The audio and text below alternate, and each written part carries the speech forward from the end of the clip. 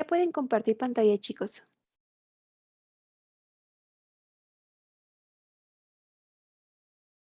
¿Sí se ve? Ujú, sí.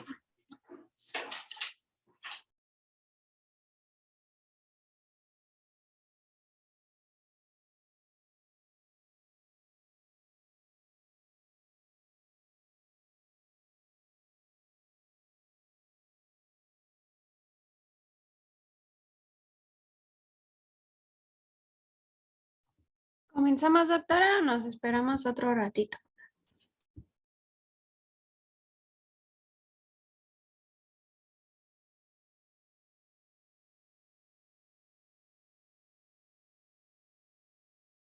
Nos esperamos 3 minutos, ¿sí? A la 1:05 ya comienza. Ok.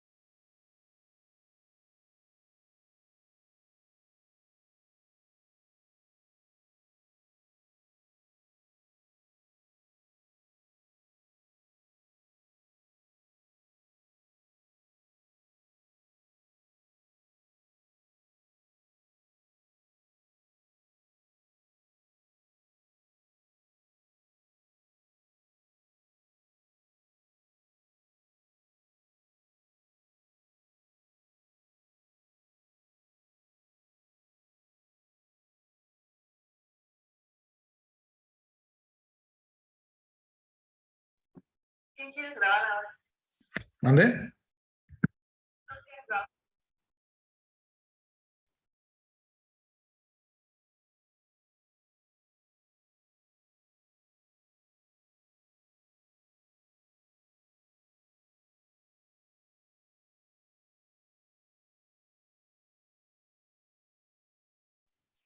Listo.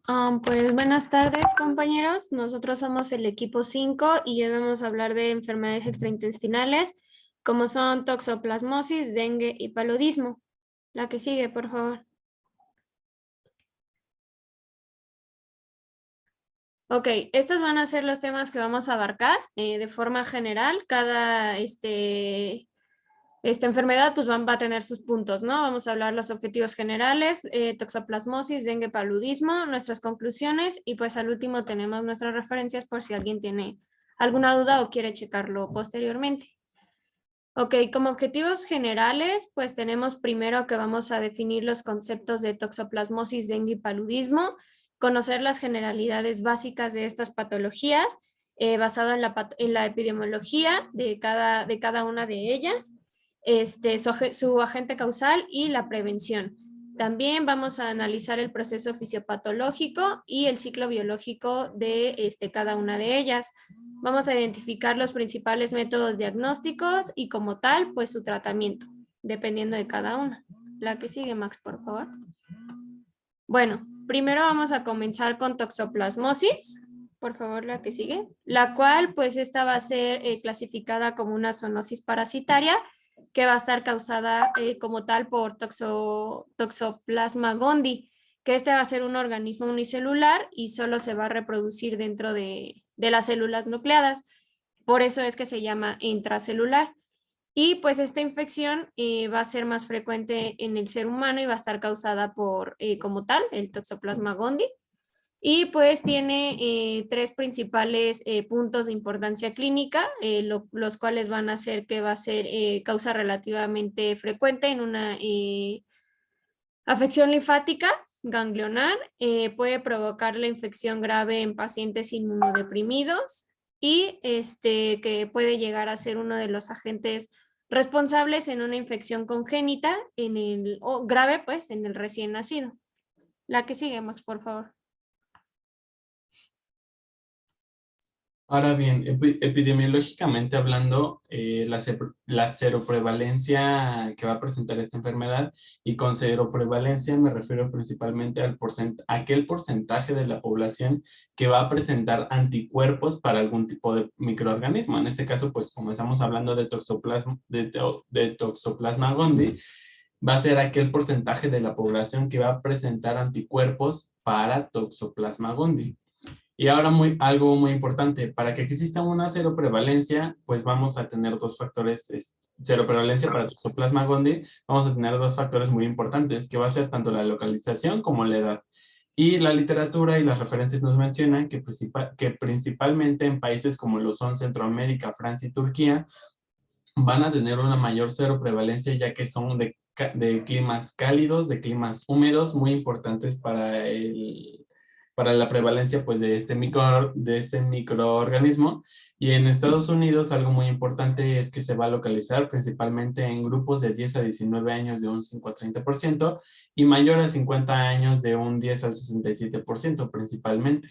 Esto respecto a aspectos epidemiológicos y hablando pues como tal de la seroprevalencia de nuestra enfermedad.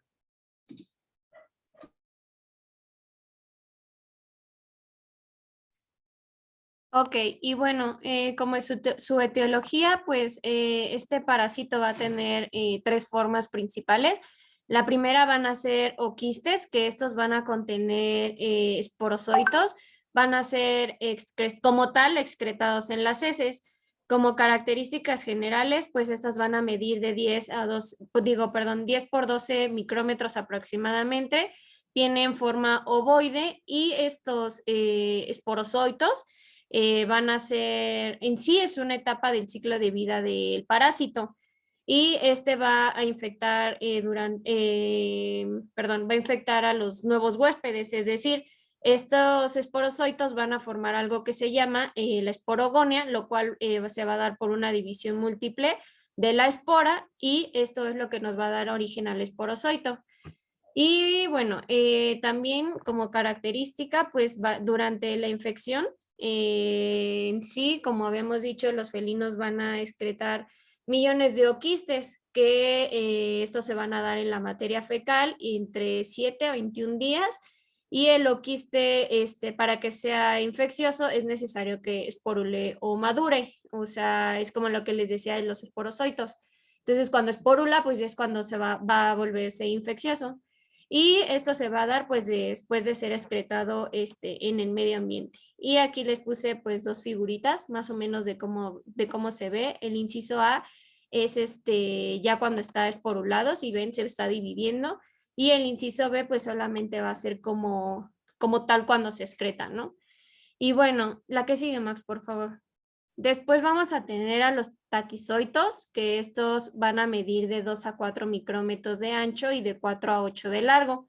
Estos van a tener forma igual, oval, y encontré que también se le llama como luna creciente. Ahí se ve más o menos en la figurita, no sé si lo alcanzan a ver, que parecen como unitas.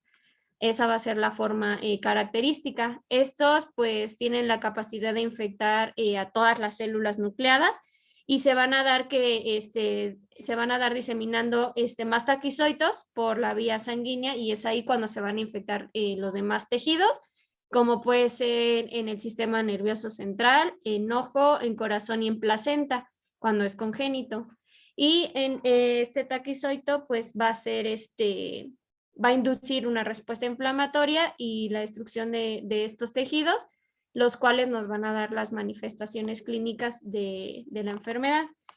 Y bueno, como punto igual principal, pues los taquizoitos se van a transformar en bradizoitos, que van a ser los que van a formar los quistes. La que sigue, más, por favor. Entonces, pues ya que tenemos los quistes, pues va a ser, van a poseer un diámetro de entre 10 y 20 igual micrómetros, creo que me equivoqué, le puse 200, Van a contener muchos bradizoitos, que son los pasados, y estos van a persistir durante la vida del hospedero en los diferentes tejidos. Y estos van a ser resistentes a los jugos digestivos y se puede transmitir la infección cuando son ingeridos con carnes crudas o mal cocinadas. La que sigue, Max, por favor. Ahora bien, ¿cómo es que comienza nuestra fisiopatología? Pues algo muy importante es que va a comenzar aquí con la replicación pues de este parásito principalmente. Y algo muy importante que nos menciona la CDC es que los huéspedes definitivos de este Toxoplasma gondii van a ser principalmente los miembros de la familia Felidae y van a ser principalmente los gatos domésticos. Una vez que están dentro del organismo del felino, estos ooquistes, como nos había mencionado mi compañera Karen, van a ser liberados de la primera a la tercera semana que tuvo el contacto el felino con el medio infeccioso que ya vamos a ver más adelante, ¿no? Una vez que este ooquiste es liberado al medio ambiente, algo muy importante es que es liberado mediante las heces de los gatos, es que van a tardar de 1 a 5 días en esporular, en presentar pues esta fase de esporulación y que estos se vuelvan infecciosos de 1 a 5 días ya en medio ambiente como tal. Esto va a ser muy importante ya que van a existir huéspedes intermediarios como los van a ser los ratones principalmente y las aves, que estos huéspedes intermediarios o huéspedes intermedios lo que van a hacer o el medio de contagio que van a tener van a ser mediante el consumo de agua principalmente o de materia vegetal en contaminación con ooquistes esporulados principalmente. Y una vez que estos huéspedes intermediarios consumieron estos ooquistes esporulados, lo que va a ocurrir en su microorganismo es que se van a transformar en taquizoitos. Y estos taquizoitos principalmente se van a localizar tanto en sistema nervioso como en sistema muscular principalmente. Y con el paso del tiempo, estos taquizoitos se van a convertir en bradizoitos de quistes tisulares, muy importante, porque este quiste tisular lo que va a ocasionar después es que cuando el felino, en este caso, pues el felino doméstico, el gato doméstico, consume alguno de estos dos huéspedes intermediarios, como lo es el ratón, como lo es la ave, es que al consumo de estos organismos es que el felino se va a contagiar, ya que estos huéspedes intermediarios van a contener a los quistes tisulares muy importantes para que se dé el contagio hacia los felinos, muy importante. Y también otra forma de contagio para los huéspedes definitivos que van a ser los felinos, va a ser tanto para los felinos como para los animales de cría para consumo humano, que son tanto cerdos, vacas, borregos principalmente, es que también se pueden contagiar mediante el consumo de los ooquistes esporulados. Y es que, pues, como ya les había comentado anteriormente, estos ooquistes esporulados van a encontrarse principalmente en el medio ambiente mediante la materia fecal de los felinos. Entonces, estos felinos pues se pueden contagiar de diversas formas para liberar a los ooquistes esporulados, que estos ooquistes esporulados van a representar la forma infecciosa pues del Toxoplasma gondii principalmente. Ahora bien, ¿qué sucede? ¿Cómo es que nosotros nos contagiamos del Toxoplasma gondii? Algo muy importante que nos menciona pues esta imagen es que el contagio humano puede darse principalmente por carne poco cocida que van a contener quistes tisulares, como lo son cerdos, borregos principalmente. También consumir alimentos de origen vegetal o agua principalmente que estén contaminados con heces de gatos que contengan a los ooquistes esporulados. También por muestras de tierra o arena con heces de gatos principalmente, como lo vemos en esta imagen. Otra de las vías de contagio hacia los humanos va a ser mediante la transfusión de sangre o trasplantes de órganos, que eso pues también de igual forma ya lo habíamos estado viendo en la rotación de banco de sangre, como lo habían estado comentando principalmente. Y también otro de los mecanismos de contagio, pues de forma congénita, pues va a ser por vía hematoplacentaria principalmente, que también puede darse este contagio. Algo importante es que ya como tal en el ser humano, estos quistes tisulares, como lo habíamos estado mencionando, se van a encontrar con mayor frecuencia principalmente en músculo esquelético, miocardio, cerebro y principalmente en los ojos. Y esos quistes tisulares van a permanecer durante toda la vida del huésped principalmente, tanto para humanos como para cualquiera de los huéspedes, tanto intermedios como huéspedes definitivos del Toxoplasma gondii. Ahora bien, ¿qué es lo que ocurre dentro del organismo? A la presencia del Toxoplasma gondii, este organismo va a tener la capacidad de infectar a cualquier célula nucleada del organismo, principalmente pues la mayor parte del organismo, ¿no? Entonces, de esta forma, el organismo como tal, el ser humano puede principalmente expresar antígenos contra el parásito, principalmente con el complejo mayor de histocompatibilidad, principalmente de tipo 1. Ahora bien, ¿qué es lo que sucede? Cuando la célula es contagiada, va a entrar en un proceso de lisis. ¿Qué quiere decir lisis? Que la célula, así a grandes rasgos, pues se va a romper o va a explotar, por así decirlo. Ahora bien, en consecuencia de esta lisis de la célula, va a existir una mayor replicación como tal de estos parásitos hacia otras células vecinas principalmente. Y estos van a quedar libres tanto en circulación como a nivel tisular principalmente. Y van a estar expuestos a dos tipos de células que van a ser a los macrófagos y a las células dendríticas. Que estos macrófagos y células dendríticas lo que nos van a ayudar o en lo que nos van a servir va a ser pues en el reconocimiento de este parásito principalmente. Al momento del reconocimiento del parásito o, como se dice en inmunología, al reconocimiento del antígeno, que va a ser algo extraño al organismo, es que se van a dar liberación de citocinas proinflamatorias, principalmente como lo va a ser interleucina 1, interleucina 12, interleucina 5 y factor de necrosis tumoral alfa. Y también va a haber liberación de interferón gamma, que este interferón gamma lo que nos va a permitir va a ser principalmente la señalización celular, principalmente de estirpes celulares, como lo son linfocitos TCD4, linfocitos TH1, T-helper1 principalmente, y T-helper2. A este llamado o a esta quimiotaxis, como se le conoce también, va a haber la migración celular hacia principalmente el tejido dañado y también va a haber presencia de linfocitos TCD8 y de linfocitos B principalmente.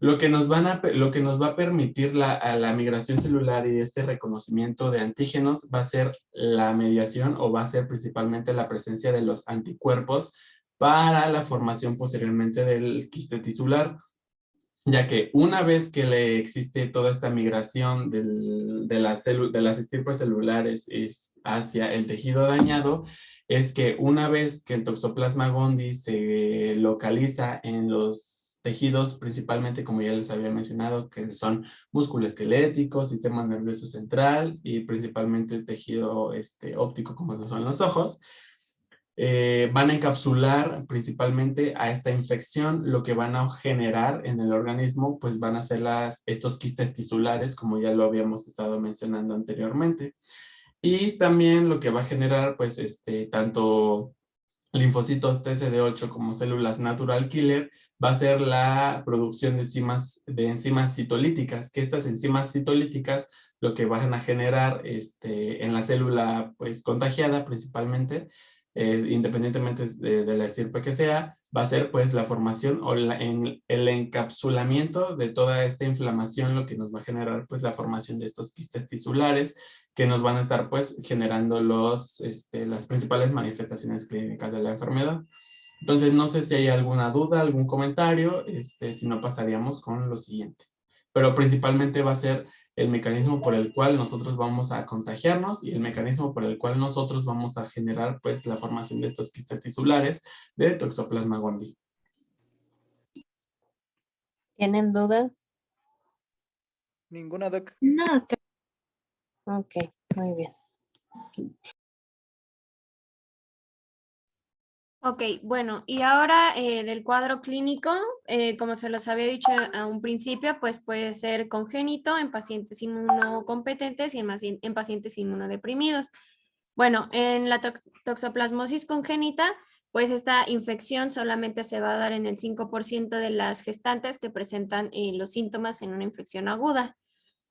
También la toxoplasmosis puede ser transmitida al feto durante todo el embarazo y pues el riesgo de infección congénita va a aumentar durante la evolución de este. Tenemos que en el primer trimestre va a ser mayor el riesgo del 9% de muerte fetal o perinatal, riesgo de aborto espontáneo, de lesiones intracraneales y oculares graves. En un 27% se va a dar en el segundo trimestre y en un 59% se va a dar en el tercer trimestre. Y también como dato, pues entre el 20% y el 80% de los niños con toxoplasmosis van a desarrollar como tal la enfermedad ocular y la mayoría de ellos van a tener lesiones durante los primeros 2 años de vida.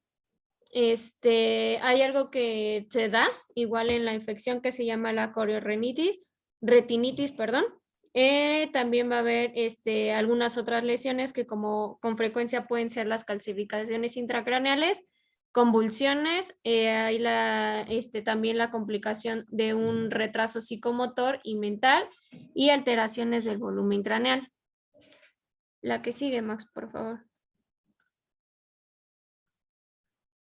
Ok, en los pacientes inmunocompetentes vamos a tener que principalmente los órganos diana que invade Toxoplasma gondii, pues van a ser los ganglios linfáticos, cerebro, corazón y pulmones, como ya lo mencionó Max.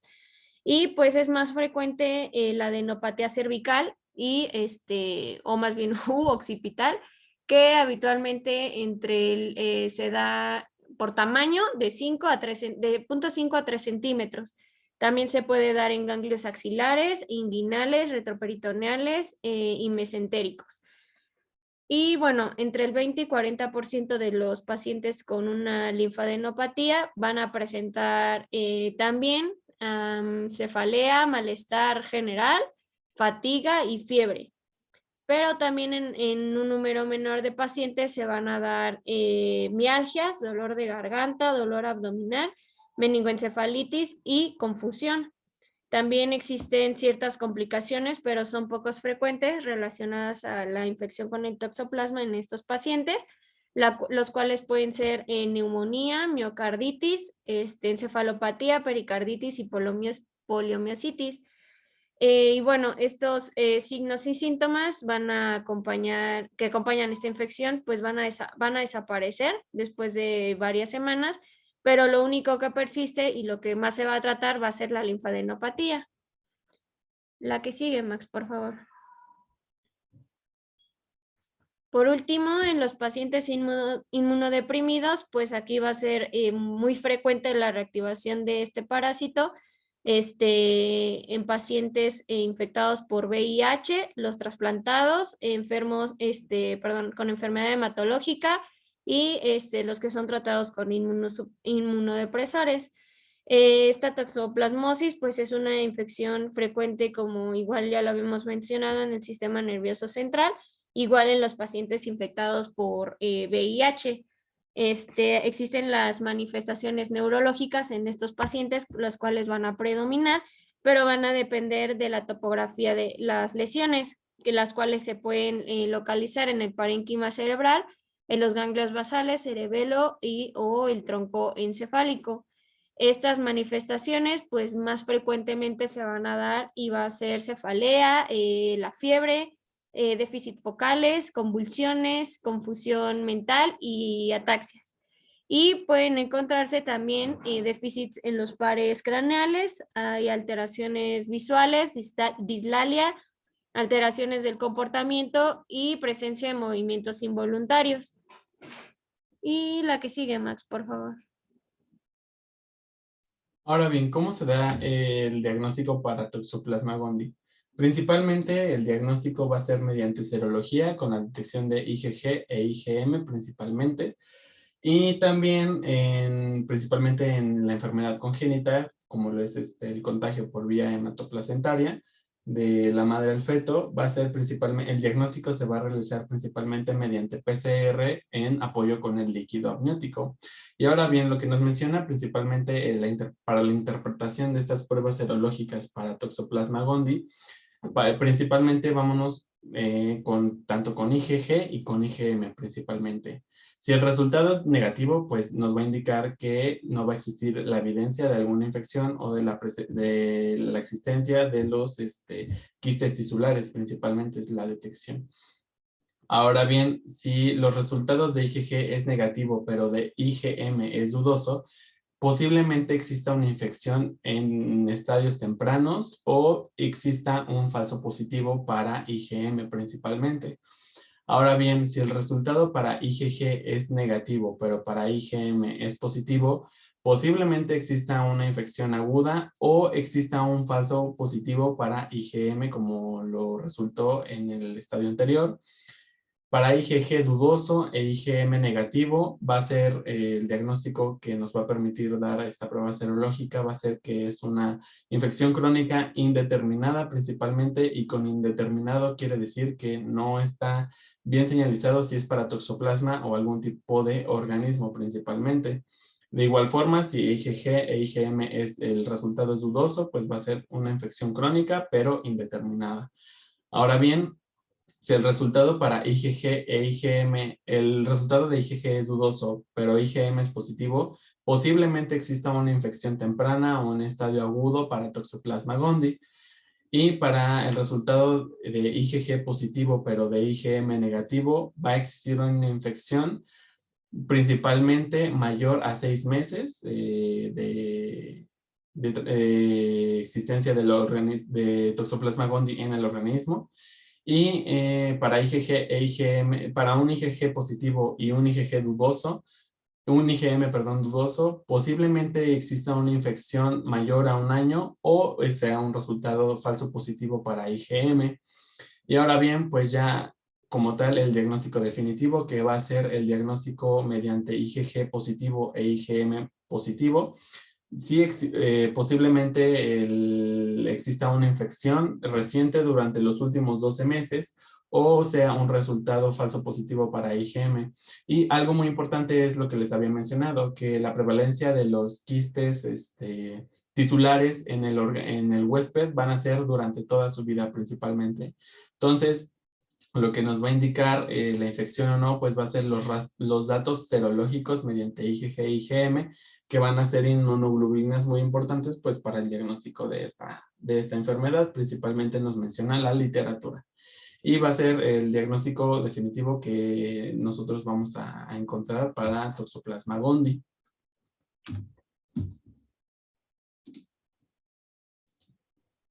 Ok, y como tal el tratamiento, pues aquí les puse como una característica tanto de una infección congénita y un paciente inmunodeprimido. En general, el tratamiento va a ser el mismo para cualquiera de los pacientes a base de pirimetamina, sulfadiazina y ácido folínico. La infección congénita, pues el tratamiento durante la gestación pues va a aminorar la intensidad de la infección. Obviamente varía mucho tanto las dosis de cada tipo de paciente. En los pacientes inmunodeprimidos, el tratamiento se va a dividir en dos, en la fase aguda y en la fase de profilaxis. Lo mismo, varía demasiado las dosis, pero ahora sí que el medicamento es exactamente el mismo. Y pues en los pacientes inmunodeprimidos se va a administrar como mínimo de 4 a 6 semanas después de la resolución clínica. Y hay que continuar con este tratamiento para evitar la aparición de recidivas, la cual es superior al 80%. La que sigue, Max, por favor. Ahora bien, ¿cómo es que esta enfermedad puede prevenirse? Pues principalmente con medidas generales y medidas para la zoonosis. En medidas generales podemos encontrar principalmente el uso de guantes en la manipulación de la tierra, como ya les había mencionado anteriormente, uno de los medios de contagio va a ser por el consumo de materia vegetal y o animal, tanto como de la tierra y también en areneros principalmente. También el lavado y el desinfectado principalmente de los alimentos y que en carnes, por ejemplo, tengan una buena cocción, un buen cocimiento principalmente. Y respecto a los niños, principalmente pues podemos encontrar estos areneros en donde los niños pueden estar jugando o pueden tener sus hábitos recreativos, y algo pues importante es o ya sea mantenerlos aseados o cubrirlos principalmente para que los gatos no dejen sus heces en estos areneros. Ahora bien, las medidas generales para la zoonosis, pues en mascotas principalmente, en gatos, hablando como lo habíamos estado mencionando al inicio de la presentación, es que pues tengan todo su esquema de vacunación, que de igual forma tengan una buena higiene con las mascotas, y también de igual forma una limpieza constante de su arenero o de su caja de arena, en donde principalmente es donde hacen dejan sus heces los gatos principalmente. Entonces van a ser como las medidas generales, para tanto generales como de zoonosis, que vamos a nosotros poder encontrar para poder prevenir pues esta enfermedad por Toxoplasma gondii. Y si no queda alguna duda respecto a esta enfermedad, respecto al Toxoplasma gondii y toxoplasmosis, vamos a pasar con la siguiente enfermedad. ¿Ninguna duda? No. No, doctora. Para continuar con dengue. Muy buenas tardes a todos, compañeros, doctora. La siguiente, por favor. Y bueno, vamos a hablar de dengue. Y como pequeña nota, antes de que empecemos de lleno con el tema, me pareció importante anotar aquí las diversas formas en cómo se conoce al dengue, ya que como es una enfermedad endémica en algunas localidades, pues los pacientes, las personas no van a decir, tengo dengue o tengo tal o cual cosa. Lo conocen con el nombre local y nosotros podemos conocerlo como dengue, fiebre quebrantahuesos, fiebre dengue o también fiebre rompehuesos. Y bueno, dicho y aclarado esto, ahora sí con su definición, como tal va a ser una enfermedad viral, febril, aguda, que va a ser de carácter endémico, que va a pertenecer a los arbovirus. O sea, siempre que hablamos de arbovirus vamos a hablar de mosquitos básicamente o de artrópodos. Y específicamente el dengue va a tener 4 serotipos, que va a ser el DEN1, DEN2, DEN3 y DEN4. Y pues esta enfermedad va a ser, va a estar en áreas tropicales endémicas, y el mosquito o el vector, siendo más técnicos, que lo va a transmitir, va a ser el Aedes aegypti. La siguiente, por favor. Y bueno, nada más para dejar claro el término de endémico, ya que va a ser algo que vamos a ocupar constantemente en la presentación. Básicamente se refiere a esa cosa, o en este caso una enfermedad que va a ser, que se va a mantener constante en esa región. Y a diferencia del término brote, que pues ya con la epidemia, la pandemia de COVID, pues ya lo tenemos muy presente, que va a ser esa aparición repentina de la enfermedad de un lugar donde no se presentaba esa enfermedad, y de pronto empiezan a aparecer cierto número de casos o mayor número de casos del que se tiene normalmente. La epidemia pues va a ser ese aumento de casos que ya va a afectar o un país o varios países. Y la pandemia que va a ser cuando ya afecta a uno o varios continentes.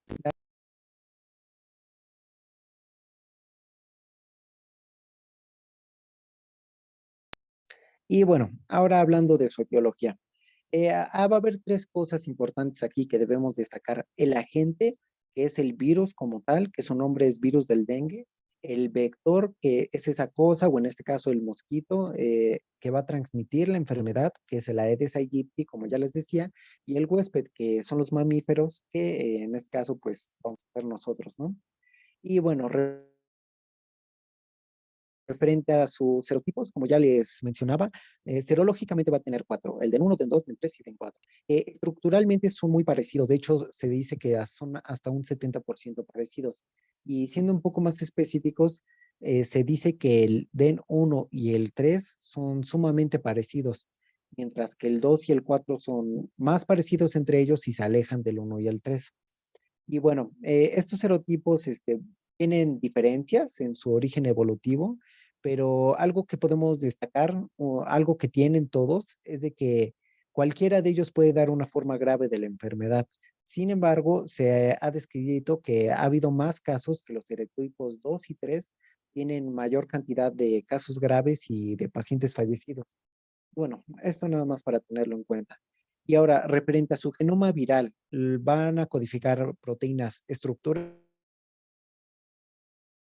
y no estructurales. Por una parte, las proteínas estructurales van a ser tres. Es la cápside, que va a rodear y proteger al ácido nucleico, la proteína de membrana o proteína M, y la proteína de envoltura o proteína E, también conocida como glicoproteína. Y referente a esta, a la glicoproteína, es, a mi parecer, pues la más destacable, ya que esta va a tener la relación con la biología del virus y cómo nos afecta bastante a nosotros, ya que, por ejemplo, esta va a tener, va a inducir la formación de anticuerpos neutralizantes, también va a inhibir la hemaglutinación, también va a formar anticuerpos inmunoamplificadores y de hecho esta proteína va a hacer contacto con los receptores de la célula, el receptor viral. Y bueno, por otra parte, la proteína PRM o proteína M o proteína de membrana va a proteger a la proteína E del pH ácido. Aquí algo a tener en cuenta, compañeros, haciendo un pequeño recordatorio, que las proteínas se pueden desnaturalizar, se puede romper su estructura irreversiblemente, ya sea por cambios drásticos de pH o por cambios drásticos de temperatura. En este caso, aplicando esto al tema que estamos viendo, al haber un cambio de pH, tiene el genoma del virus al que tenemos en nosotros en nuestro cuerpo, se puede desnaturalizar la proteína que tiene. Y para eso es la proteína M o la proteína de membrana. Va a proteger a la proteína E de este cambio de pH y va a evitar pues este cambio irreversible. Y bueno, eso por parte de las proteínas estructurales. Después en las proteínas no estructurales van a ser 7. La NS1, NS2A, NS2B, NS3, NS4A, NS4B, NS5.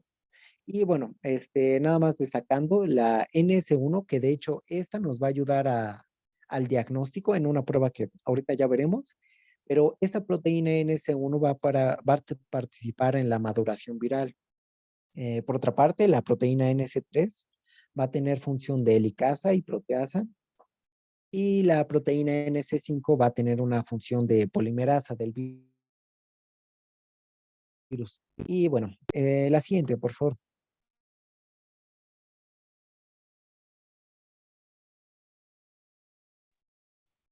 Gracias. Y bueno, ahora nada más destacando unos aspectos del mosquito. Algo a tener en cuenta es que los artrópodos, las hembras, son las que siempre van a infectar o van a transmitir el agente patógeno, ya que estas se alimentan de, entre otras cosas, entre la sangre humana, mientras que los machos se alimentan más que nada del néctar de las flores y también de frutas o del jugo de estas. Y bueno, estos mosquitos se van a alimentar principalmente durante el día, también puede ser en la noche. Y algo también a tener en cuenta es que siempre van a seguir a poblaciones humanas a donde vayan y van a estar viviendo cerca de los poblados humanos. Y ya que pues nosotros ayudamos a que mantener su ciclo de vida. Cuando nos pican y se llevan nuestra sangre, ayudamos a que se mantenga esta artrópodos. Y bueno, estas van a poner también sus huevos y van a producir sus larvas principalmente en recipientes artificiales, ya que mantienen mejor la temperatura. Y bueno, la siguiente, por favor.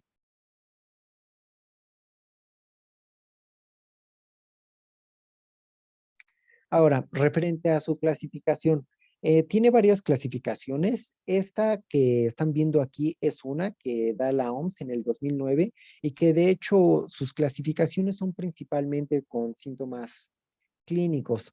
Como podemos ver aquí, pues se clasifican dos principalmente, ¿no? Con o sin signos de alarma y el dengue grave. Como vamos a ver, igual adelante, también se puede clasificar, otra clasificación es dengue clásico y dengue hemorrágico, que básicamente es lo mismo, pero es otra forma de organizar todo esto. Y bueno, en esta parte, se dice que es probable dengue cuando nosotros tenemos un paciente con estos signos y síntomas que diga que se tiene fiebre y tos, cuando tiene náuseas y vómito, el rash, que hay que recordar que es como esa pigmentación roja que tiene la piel y que hay prurito, que hay comezón, las artralgias, que es el dolor de las articulaciones, el test del torniquete positivo. Este test, explicándolo rápidamente, es muy sencillo. Realmente, como su mismo nombre lo dice, se va a hacer un torniquete en el brazo que nosotros como médicos y que tenemos el instrumento, el baumanómetro, podemos usarlo, se lo ponemos en el brazo al paciente, lo insuflamos, lo dejamos que le aprieta al paciente unos minutos y si al poco rato se empieza a ver como esta imagen, el brazo del paciente, puntitos rojos, muchos puntos rojos, se dice que el test es positivo y si no, pues no lo es. Pero pues no es necesariamente con el baumanómetro, ¿no? Con una ligadura también es suficiente. La leucopenia, la disminución de leucocitos y un signo de alarma nada más. Y bueno, esto de hasta acá arriba, la estancia en el área endémica no es como tal un signo o un síntoma, pero sí es un factor de riesgo que nosotros debemos de tener en cuenta para esta enfermedad. Es muy, muy importante y en la historia clínica, en el interrogatorio, es importante preguntarlo si el paciente reside en una área endémica o si fue de visita, fue de vacaciones o por X o Y razón estuvo en un área endémica. Y ahora, de signos de alarma, tenemos dolor abdominal, vómitos persistentes, sangrado de mucosas, letargia, que es ese cansancio extremo, que se disminuye la agilidad mental.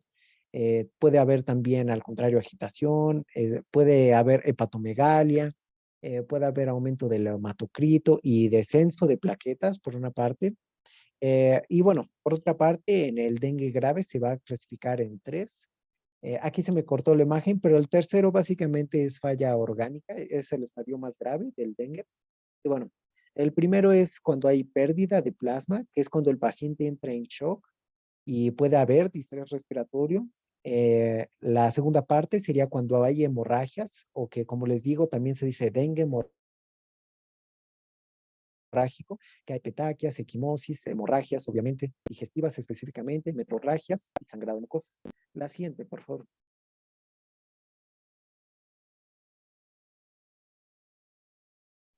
Y bueno, referente a su epidemiología.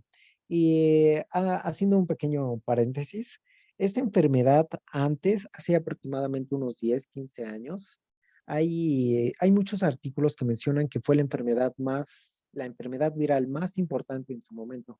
Como ya sabemos, pues llegó el COVID y cambió todas estas cosas, ¿no? Pero en su momento esta sí fue una enfermedad, la enfermedad viral considerada la más importante o la más destacable médicamente, vaya.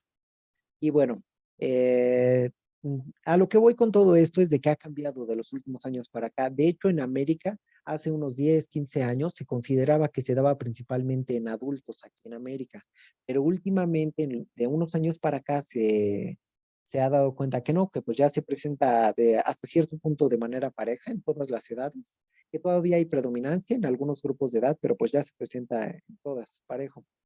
Y bueno, de esta enfermedad van a ocurrir 390 millones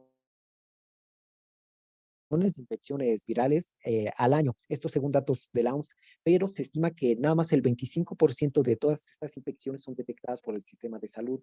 Y bueno, por otra parte, también que 500,000 personas padecen dengue grave cada año, principalmente niños, que son aproximadamente el 2.5%, que 2.5% fallecen. Y bueno, el dengue aquí en México se manifiesta en brotes que van esparcidos de 12 a 14 años. Y esto es debido a la inmunidad adquirida que va teniendo nuestra población. Y se va a presentar la transición de la ocurrencia hacia la población pediátrica, que es como les decía, que últimamente se acentúa en ciertos grupos de edades. Y, y también que ha aumentado el incremento del dengue grave. Y bueno, la siguiente, por favor.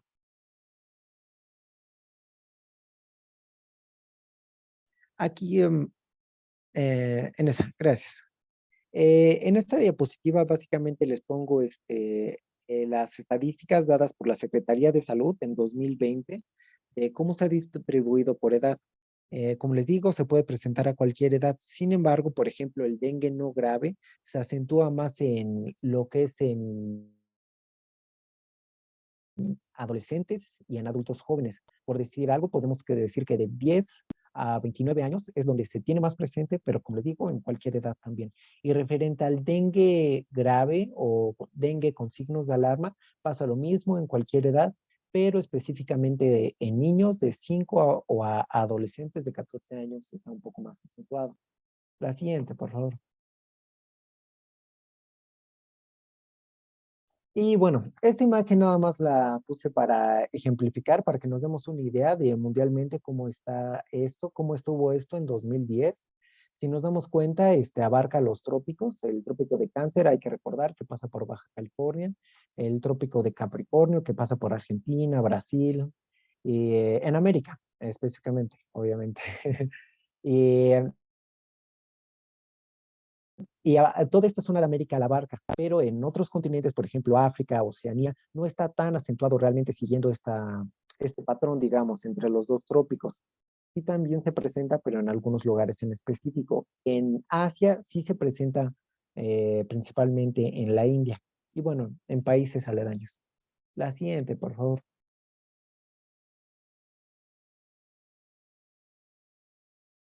Y bueno, aquí tenemos su ciclo de vida. Su ciclo de vida es muy sencillo en realidad.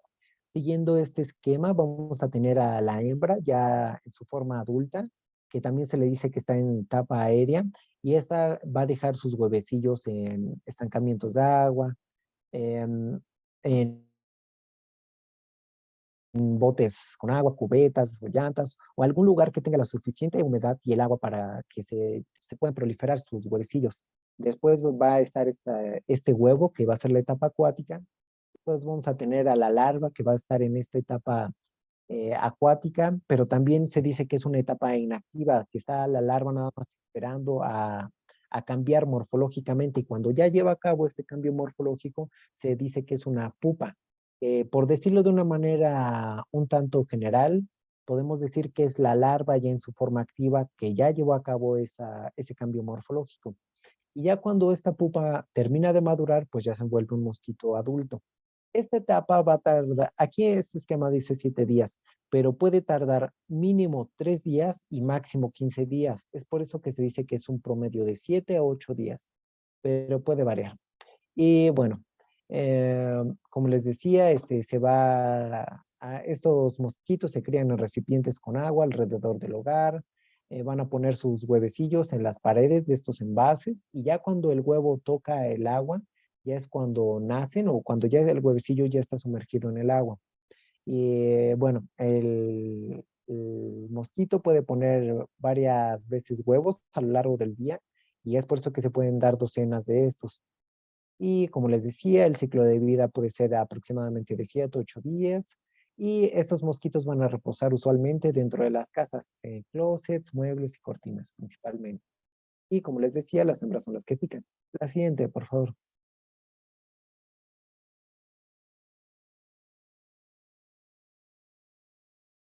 Y bueno, a su fisiopatología. Aquí se las resumí en 7 puntos principalmente.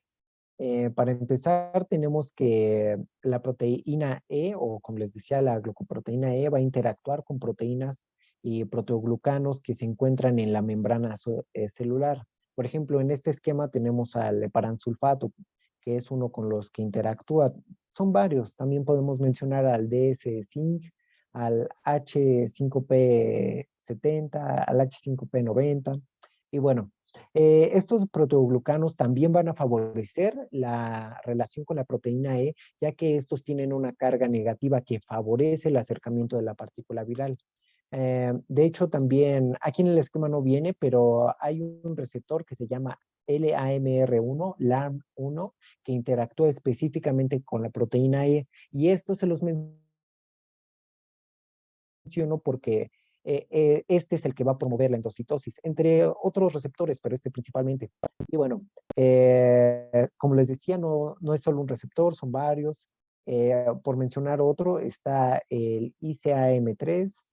Y bueno, Ya cuando el virus entra y se hace esta vesícula endocítica, pasa a ser un endosoma temprano y posteriormente se fusiona con el lisosoma. Y ya que se fusiona con el lisosoma, se reduce el pH. Y esto va a hacer que haya un cambio conformacional en la proteína E que va a favorecer la liberación de la nucleocápside al citoplasma. Y bueno, algo aquí en este punto, el 4, en replicación de la ARN viral, todavía no se conoce del todo esta replicación, se conocen algunos aspectos. Sin embargo, se sabe que este nucleótido traduce un polipéptido completo que se va a procesar a nivel del retículo endoplasmático. Y bueno, y ya con esto se van a liberar proteínas estructurales y no estructurales, como que ya las que les mencionaba al principio.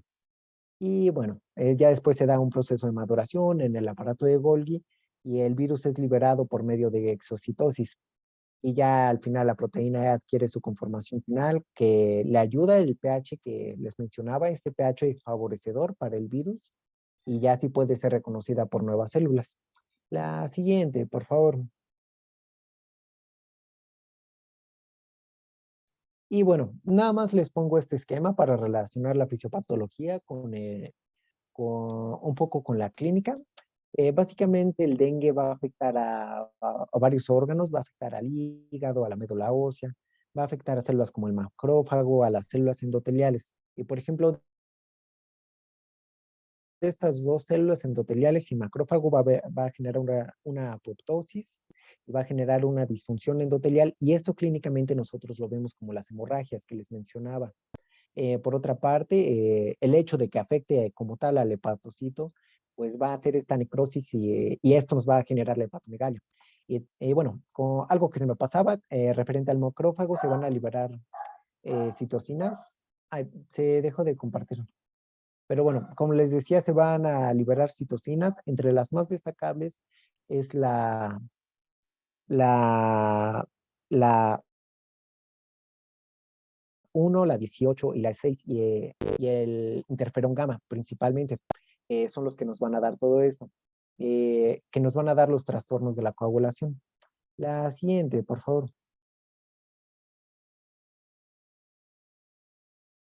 Y bueno, aquí tenemos una pequeña clasificación que se le da otra clasificación que, como les digo, es básicamente referente al cuadro clínico. Es lo que ya les mencioné. En la fiebre 1, pues va a ser la más leve, la más relajada, va a ser fiebre, mialgias, dolores musculares, cefaleas, que va a ser retroorbitaria, eritema y diarrea. En la fase 2, que va a haber ya, se va a mantener esta fiebre, vamos a tener una prueba del torniquete positivo, va a haber una trombocitopenia y el hematocrito y la hemoglobina van a empezar a elevarse. Ya en la fase 3, que se dice que ya es la fase grave, que ya empieza a ser grave, va a ser dolor abdominal, dolor torácico, hipotremia, va a haber vómitos frecuentes, somnolencia, que como les decía al inicio, puede ser también la letargia, la palidez excesiva, diaforesis, derrames serosos, la hepatomegalia, la taquicardia, oliguria y el llanado capilar mayor a 2 segundos. La siguiente, por favor.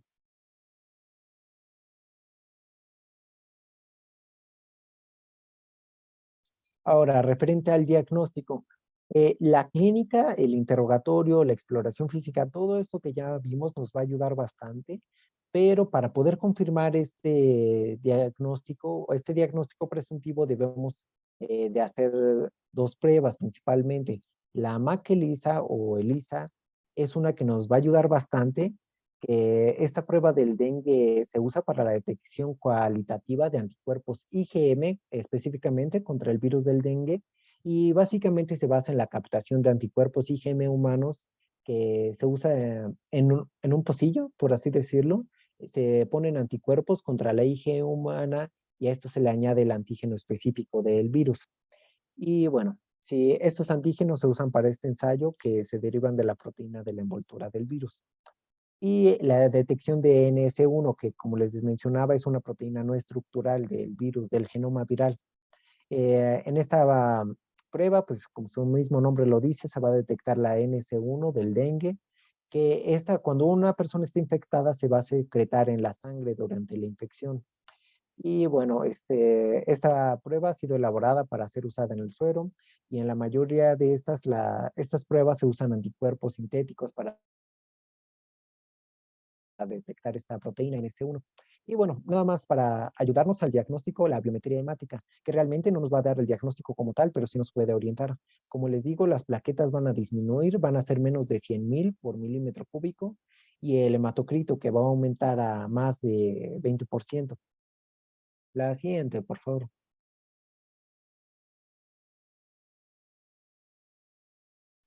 Ahora, en un comunicado que sacó la OMS justamente este año, en el 2022, en enero, menciona literalmente que no hay un tratamiento específico para el dengue.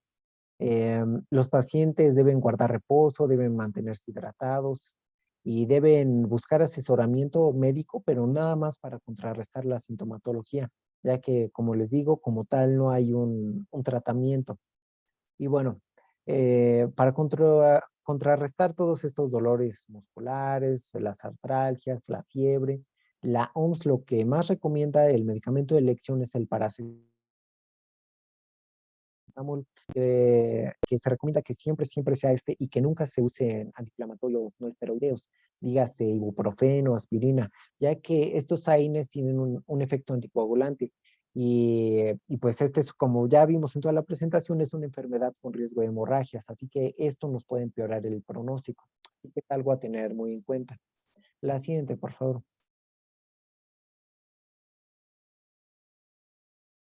Y bueno, básicamente ya para terminar esta parte en la prevención, son cosas que a lo mejor ya todos hemos visto en comerciales de la tele, que debemos evitar conservar estancamientos de agua, que debemos taparlos, debemos darle vuelta a los recipientes que contengan agua, debemos usar mosquiteros, repelentes para mosquitos, colocar los tules, que son como estas mallas para que cubren las cunas, para que no entren los mosquitos. Y bueno, nada más algo destacable en la prevención es la vacuna del dengue, que de hecho la primera vacuna contra el dengue, llamada Dengvaxia o CID-TDV, se desarrolló, se aprobó más bien en 2015 y se comercializó hasta el 2016, que ya fue cuando se publicaron los resultados de su análisis y todo este estudio serológico para poder aplicar la vacuna. Y esta vacuna básicamente se recomienda en personas que vivan en zonas endémicas. Eh, Se dice que esta vacuna es más efectiva cuando ya la persona se infectó por primera vez por dengue. Si no es así, esta vacuna no puede tener tanto potencial o no puede ser tan efectiva. Por eso que se recomienda en personas que vivan en zonas endémicas o que por X o Y razón viajen mucho a estas zonas y que ya hayan sido infectadas una vez con dengue. Y bueno, eso sería todo de mi parte. La siguiente, por favor. Bueno, chicas, buenas tardes. Yo soy Aura y les voy a hablar sobre paludismo. La siguiente, por favor. ¿Cuáles van a ser los temas que vamos a tocar? Pues realmente van a ser todos estos. La siguiente, por favor. Mi objetivo con darles este tema, el primero va a ser definirles qué es el paludismo y darles un pequeño contexto histórico sobre paludismo para que sepan cómo se fue estudiando esta enfermedad. También espero que ustedes conozcan la epidemiología y la etiología del paludismo para poder entender el contagio de este y que a su vez también conozcan el agente y el vector para entender el ciclo de vida del agente del paludismo. Que ustedes sepan los procesos de diagnóstico para esta patología, entender los posibles pronósticos que puede llegar a tener el paciente para la identificación de una respuesta inmediata que pueda llegar a tener. Y por último, identificar las formas de prevención de esta patología para que ustedes puedan proteger a la comunidad que les rodea. La siguiente, por favor. Y bueno, el paludismo, o también llamado malaria, va a ser una enfermedad potencialmente mortal causada por un parásito que se transmite al ser humano por la picadura de mosquitos infectados. Esta definición muy general la da la Organización Panamericana de la Salud, o la OPS. Y la siguiente, por favor. Y pues bueno, en México la enfermedad viene desde las primeras décadas de la conquista y bueno, uno de los médicos que se le debe de reconocer a la, pues el descubrimiento, por así decirlo, de la malaria como tal, pues va a ser al doctor Charles Laveran, que en 1880, bueno, él es un médico francés que trabajando en Argelia observó por primera vez a parásitos dentro de los glóbulos rojos de personas con malarias, específicamente en un soldado. Pero vamos a profundizar un poquito en esto en la siguiente diapositiva. Bueno, en el siglo XVI, Carlos Linnaeus es un científico sueco, fue profesor de botánica y de medicina. Este se interesó por el estudio de la malaria e hizo su tesis de grado en ella. Y gracias a él es que pues se dieron conceptos para explicar el cambio de color del hígado, del vaso y del cerebro con personas que murieron por la enfermedad de malaria, solo que él aún no identificaba la enfermedad, simplemente dio la explicación por al cambio de estos órganos. En 1729, Giovanni Lancis fue un médico italiano, epidemiólogo, anatomista y patólogo que estableció la correlación entre los mosquitos y la prevalencia de la malaria. Él pues, ya se dio cuenta que pues, los pacientes que estaban infectados de esta patología pues tenían una correlación en su ambiente que convivían cotidianamente con mosquitos. Y también observó el pigmento malárico en el vaso y en el cerebro en personas muertas, pero esta no la asoció como en la enfermedad como tal, simplemente las observó.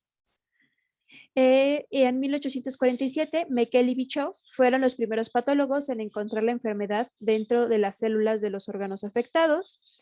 Y en 1880, ahora sí, Charles Laveran, como dije, fue un médico francés que examinando la sangre de un soldado detectó unos corpúsculos esferoidales que fueron pigmentados y tenían un movimiento ameboide. Pues el paciente lo trató el mismo Laveran con quinina y se curó de las fiebres que presentaba un mes después. El parásito fue clasificado en esa época como Oscillaria malaria. Sí, Oscillaria malaria. El hallazgo de Laveran pasó desapercibido por mucho tiempo hasta que en 1897 la Academia de Ciencias de la París confirmó el descubrimiento y en 1907 se le dio un adecuado pues, reconocimiento a Laveran y le otorgaron el Premio Nobel de Medicina. Y en 1897 el doctor Ronald Ross, que fue un médico de origen inglés, demostró la transmisión de la malaria por el mosquito de género Anopheles. A la siguiente, por favor.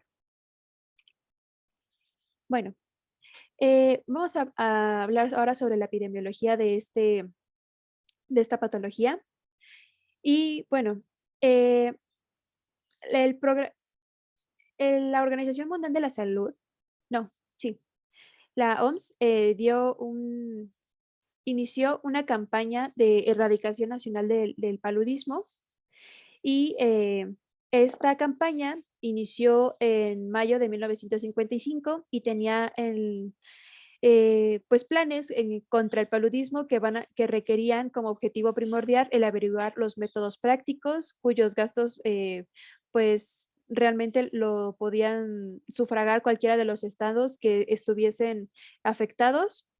Y esto iba a ser necesario para poder hacer experimentos en comunidades que estuvieran siendo afectadas para demostrar, poner a prueba y evaluar los métodos sanitarios como las medidas en contra de los mosquitos, la protección de las casas, de las casas con tela metálica o los mosquiteros y sobre todo la cura contra los portadores de esta patología con quinina. Y pues se estima que previo a esta campaña ocurrían de 2 a 2.5 millones de casos de paludismo por año. La campaña duró de 1900, se empezó a plantear en 1955 y se inició en 1957 y duró hasta 1989.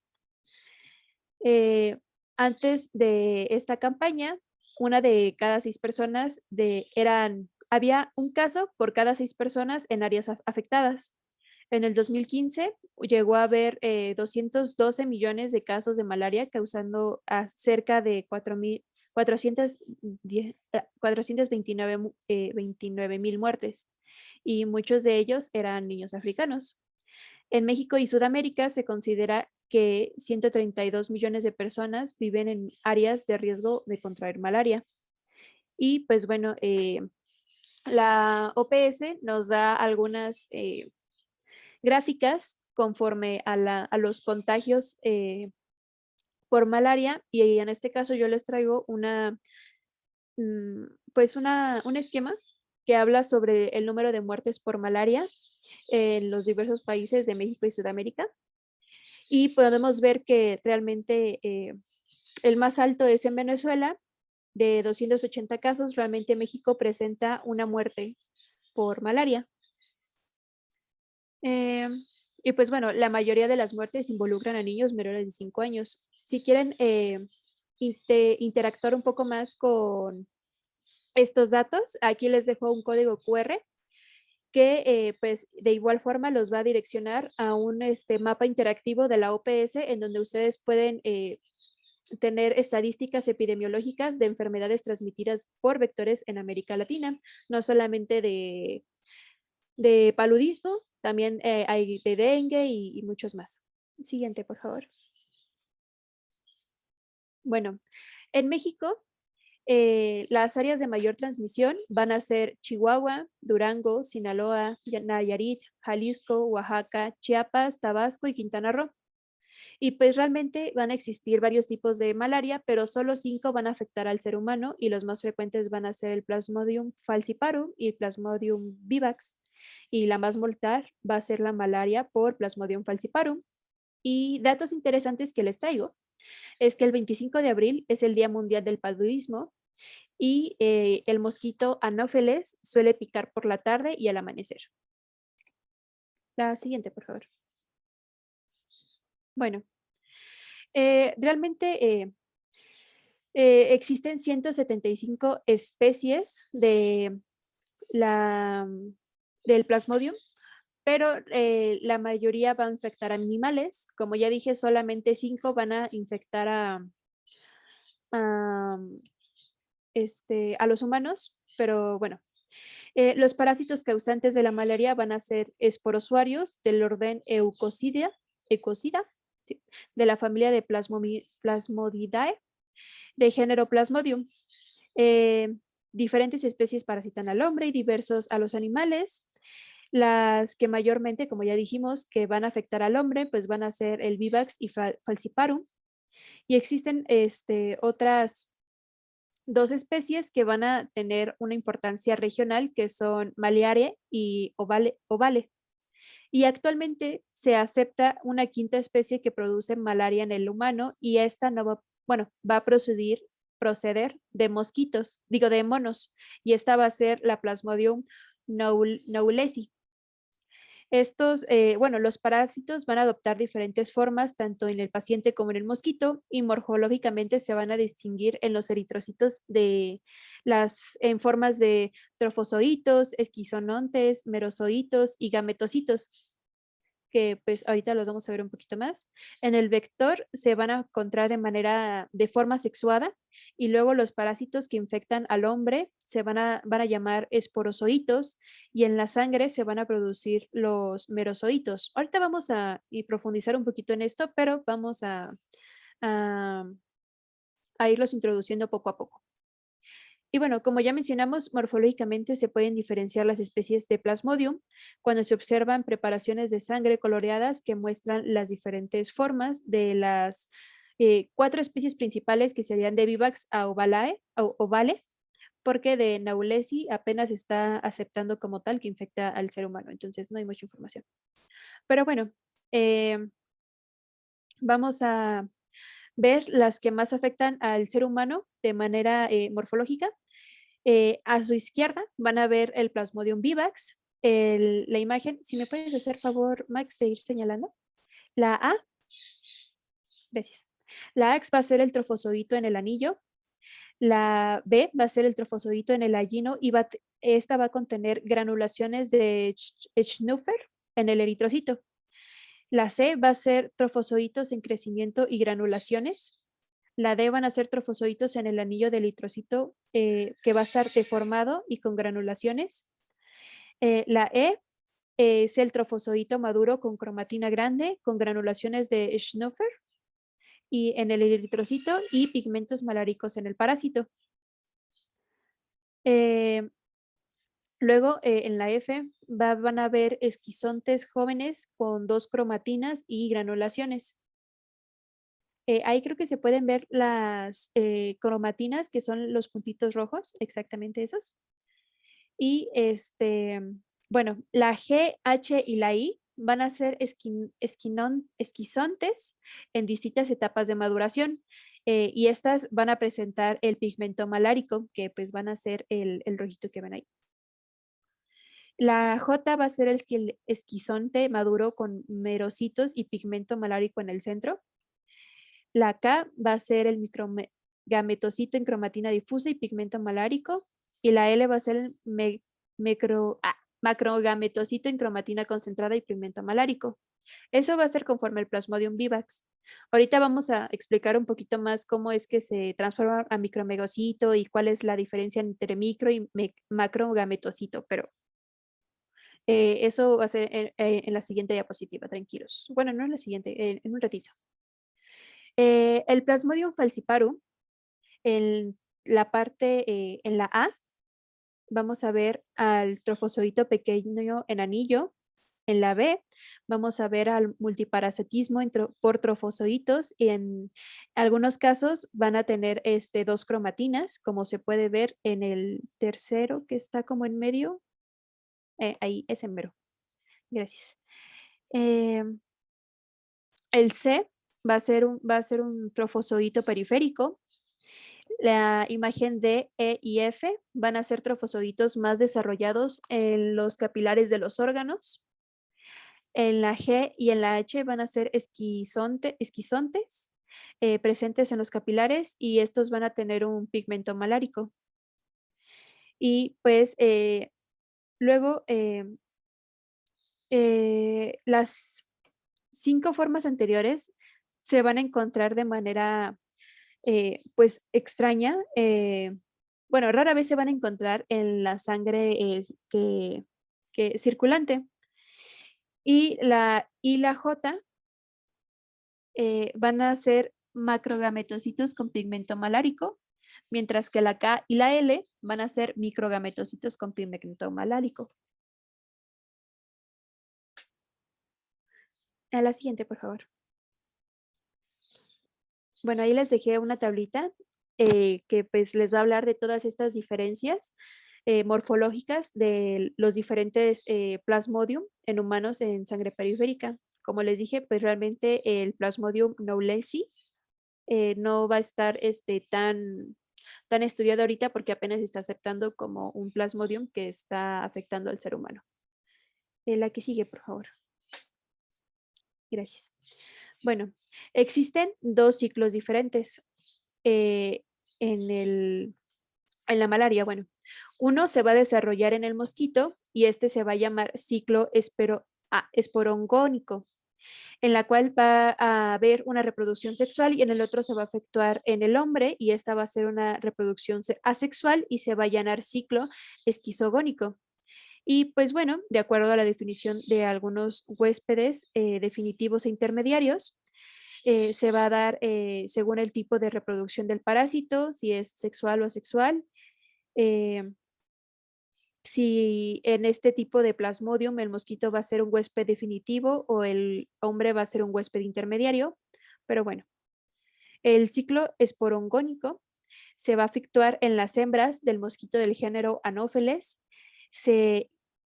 Bueno, pues ellas se van a infectar al ingerir sangre de una persona que tenga parásitos sexualmente diferenciados en machos y hembras, llamados respectivamente microgametocitos y macrogametocitos, que es lo que ustedes pueden ver en la imagen A. estas formas sexuadas entran al estómago del mosquito y los microgametocitos comienzan el proceso de exflagelación, que es lo que ustedes pueden ver en la imagen B, y en la cual la cromatina se va a dividir en varios fragmentos que llegan a ser alrededor de 8, que se localizan en la periferia del parásito y se originan formas flageladas, móviles, y estas se van a llamar microgametos, que al liberarse van a buscar las células femeninas para poder fecundarlas.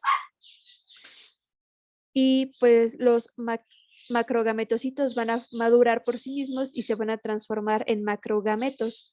Y pues cada uno de estos se van a formar de 1 a 2 cuerpos polares que se mueven a la superficie del parásito para recibir un microgameto que lo va a fecundar.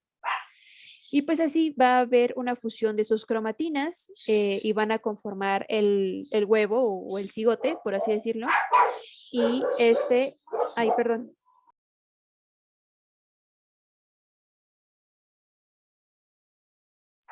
Ay, disculpen, es que los perros están ladrando.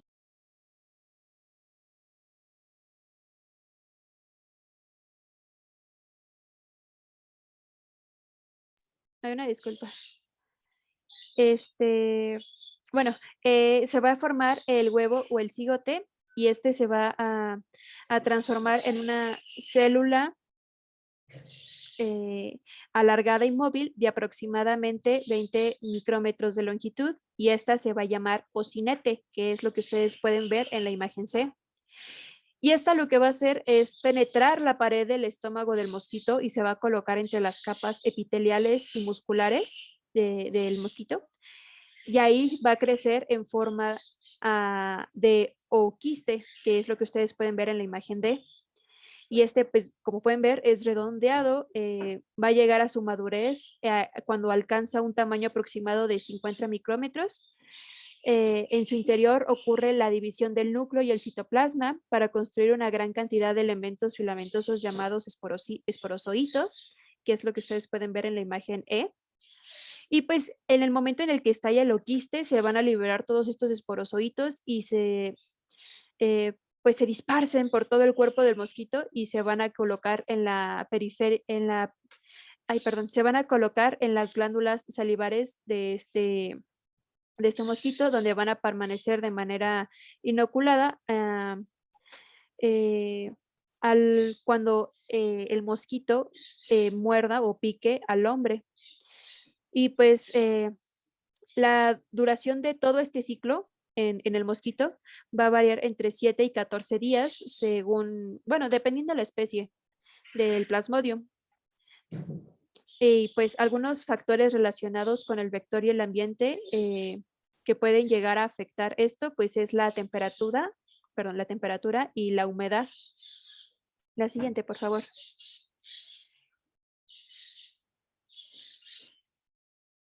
La siguiente. Gracias.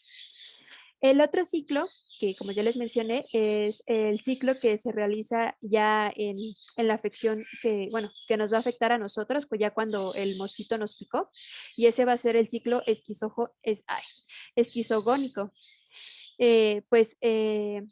Esta va a comenzar con la picadura del mosquito, de Anófeles, de la hembra infectada, como ya mencionamos. Esta, pues ya dijimos, va a inocular los esporocitos en los capilares sanguíneos y estas formas parasitarias van a ser fusiformes, móviles y de aproximadamente 14 micrómetros de longitud. Estas van a permanecer en la circulación alrededor de 30 minutos y antes de invadir a los hepatocitos. Y aquí este ciclo esquizogónico se va a dividir en dos, en una etapa peritrocitaria y en una etapa eritrocitaria. En la etapa peritrocitaria, pues se va a iniciar en la penetración de los esporozoitos a los hepatocitos y dentro de cada hepatocito se va a dar forma al esquizonte tisular primario y va a estar constituido por múltiples núcleos con su correspondiente citoplasma. Este esquizonte madura y va a deformar la célula hepática. Después de 6 a 12 días va a sufrir una ruptura y va a liberar miles y miles y miles de merozoitos tisulares y estos pues van a viajar por toda la circulación para poder invadir los eritrocitos. En Plasmodium vivax y ovale, las formas tisulares se van a desarrollar muy lentamente en el hígado y pueden permanecer de manera pues latente por varios meses.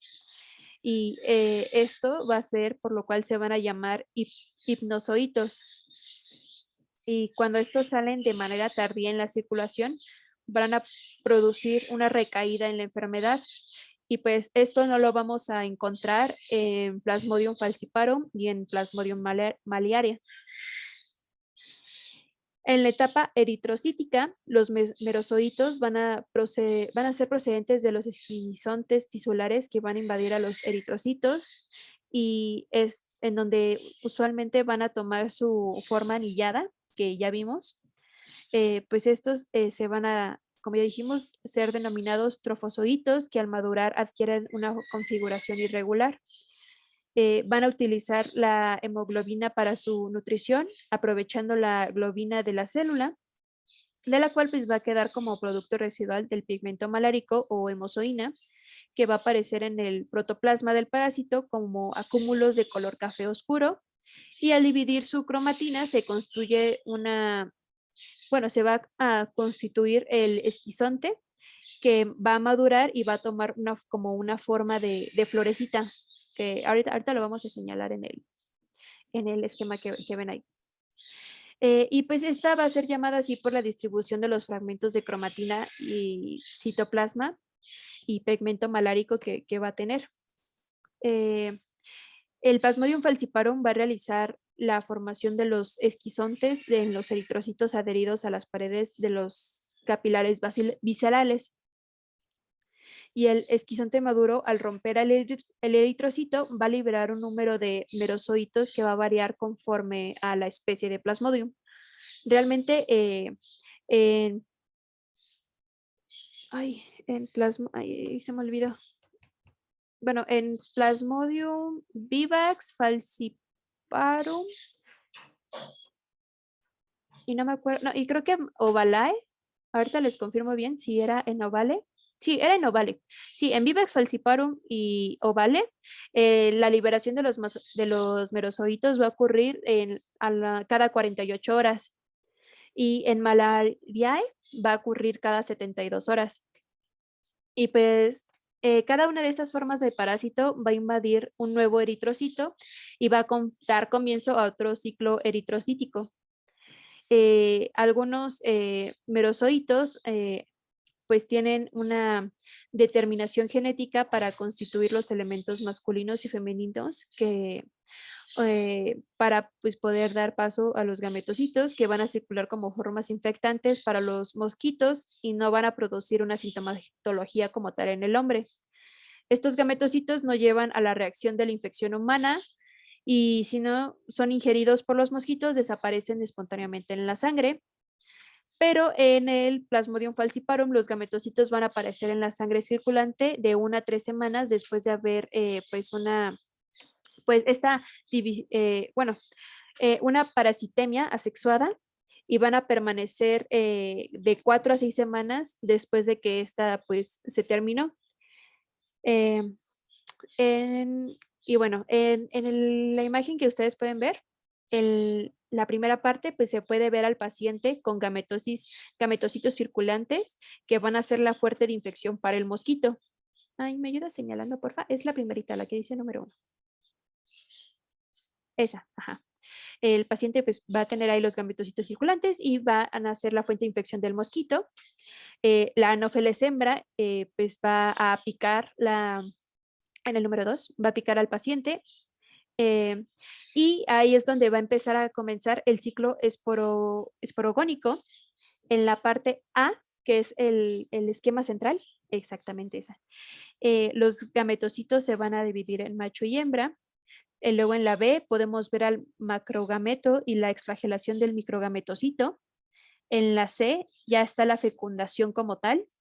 En la parte D es lo que podemos observar como el cigote. En la E el ocinete. La F el oquiste, que pues ya explicamos todo eso en la etiología. En la G, pues se va a dar la formación de esporozoitos. La H va a estar el esporozoito infectante para el hombre. Y en la 4, ahí va a haber la fase 4, por así decirlo, el hombre va a adquirir la infección por picadura del mosquito infectado.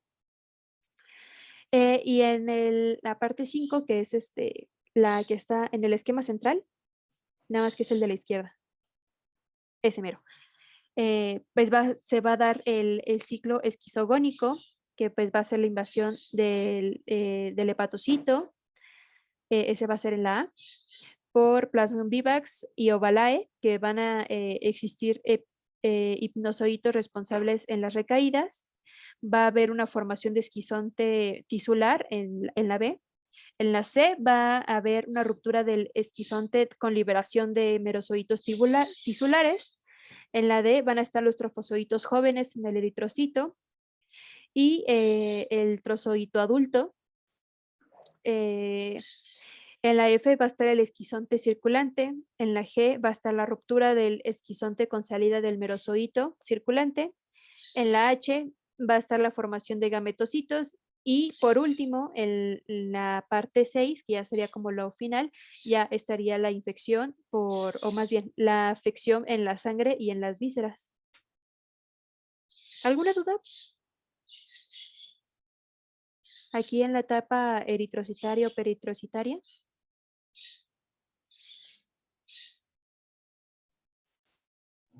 No, ninguna.